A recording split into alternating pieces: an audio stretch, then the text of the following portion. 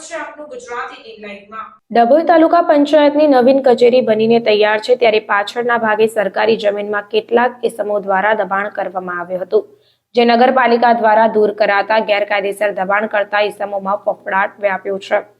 ધર્માવતી ડભોઈના ધારાસભ્ય શૈલેષભાઈ મહેતા દ્વારા ડભોઈ નગરના થયેલ ગેરકાયદેસર દબાણો કરતા ઇસમો સામે કાર્યવાહી કરવા અંગે જિલ્લા કલેક્ટરને રજૂઆત કરવામાં આવી હતી। હાલમાં ડભોઈ એસટી ડેપો સામે નવીન તાલુકા પંચાયત કચેરી બનીને તૈયાર થઈ છે, તેની આસપાસ કેટલાક ઇસમો દ્વારા સરકારી જમીનમાં દબાણ કરી કુંડલી જમાવી બેઠા હતા, ત્યારે ડભોઈ નગરપાલિકા ચીફ ઓફિસર અને પાલિકા કર્મચારીઓ રાજેશભાઈ પટેલ, ઓફિસ સુપ્રિન્ટેન્ડન્ટ શિવમ તડવી, કૌપિન પટેલ સહિત કર્મચારીઓ દ્વારા જેસીબી ફેરવી દબાણો દૂર કરવા કાર્યવાહી હાથ ધરવામાં આવી હતી।